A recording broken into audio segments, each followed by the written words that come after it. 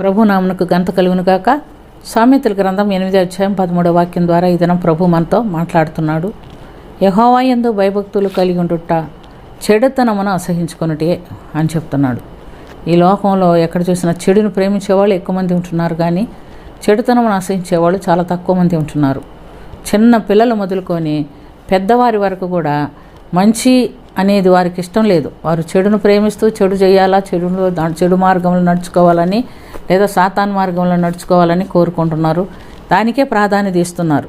ప్రియమైనటువంటి దేవుని బిడ్డలారా, యెహోవా యందు భయభక్తులు కలిగి ఉండుట జ్ఞానమునకు మూలమని కూడా మనం చూస్తున్నాం. సామెతలు 9:10 మనం చూస్తున్నాం. అయితే జ్ఞానం కలిగిన వారు యెహోవా యందు భయభక్తులు కలిగిన వారు, యెహోవా యందు భయభక్తులు కలిగిన వారు ఇంకేమిటంట, చెడుతనం కూడా అసహిస్తారంట. చెడుతనం అసహిస్తే వారు దేవునికి సంబంధులని మనము తెలుసుకోవాలి. దేవుని భయం అనేది వారిలో ఉంటుంది. చూడండి, మనము ఆదామవ్వలకి మనం చూస్తున్న 2 కుమారులను ఇచ్చారు. కయ్యూని, హేబేల్ని ఇద్దరిని ఇచ్చారు. అక్కడ మంచి చెడు 2 చూస్తున్నాం మనం. మరి కయ్యూను తన తమ్ముని మీద కోప్పడి పొలంలో అతన్ని ఏం చేస్తున్నాడు, చంపివేస్తున్నాడు. అయితే దేవుడు కయ్యూని పిలిచి, కయ్యూనా నీ తమ్ముడు ఏడంటే, నేను వాడికి కావలివాడినా, నాకేం తెలుసు అంటున్నాడు. అంటే చూడండి, అక్కడ అపవాది స్వభావం మనకు కనబడుతుంది.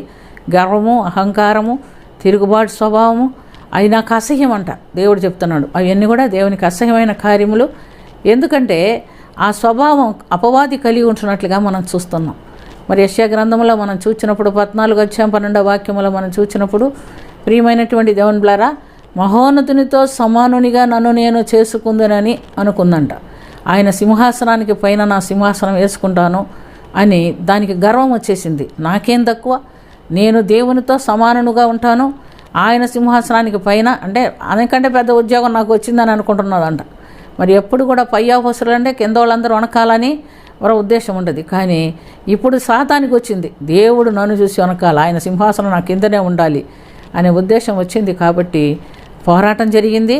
దేవుడు ఏం చేశాడు, దాన్ని ఒక పాతాళమునకు ఒక మూలకి పడదోయబడినట్లుగా మనం చూస్తున్నాం.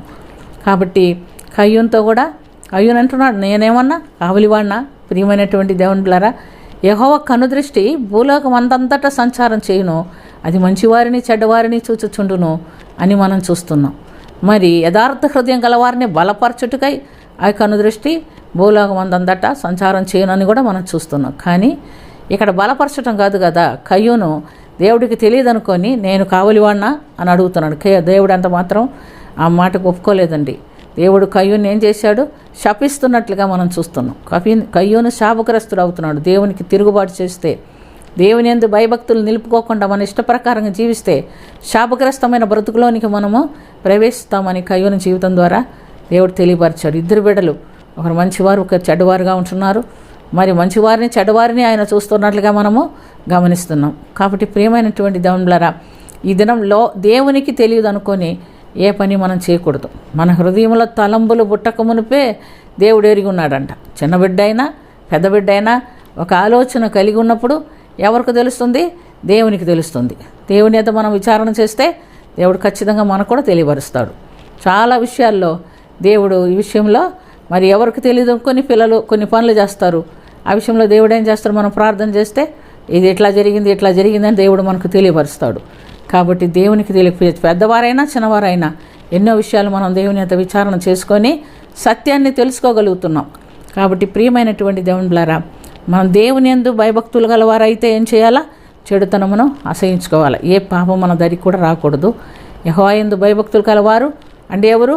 మార్క్స్ వార్తలో మనం ఎప్పుడు మనం ధ్యానిస్తాం. మార్క్స్ వార్త 12వ అధ్యాయం 29 నుండి 31 వరకు, నీ పూర్ణ హృదయంతో, పూర్ణ ఆత్మతో, పూర్ణ బలంతో, పూర్ణ వివేకంతో నీ దేవుడనే యెహోవాను ప్రేమించుట అనున్నదే ప్రధానమైన ఆజ్ఞ. 2వది నిన్ను వలె నీ పొరుగువారిని ప్రేమించుట.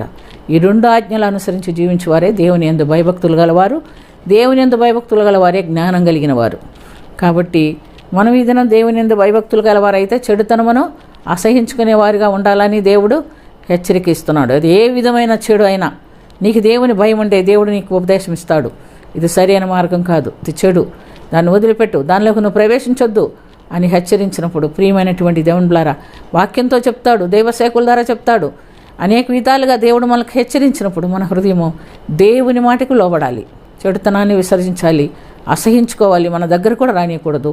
అప్పుడు దేవుడికి మనం అంటే ఇష్టం ఉంటుంది. దేవుడి రాజ్యంలో మనం ప్రవేశించేదానికి దేవుడు మనకు సహాయము చేస్తారు. కాబట్టి అటు ఆశీర్వాదకరమైన జీవితము, దేవునికి ఇష్టమైన కార్యాలు మనం కూడా విసర్జించి గర్వము, అహంకారము, తిరుగుబాటు స్వభావం, కుటీలమైన మాటలు ఇవన్నీ కూడా విసర్జించి దేవునికి అంగీకారమైన జీవితం మనం జీవించినట్లుగా మన ప్రభు మనకు సహాయం చేయునుగాక.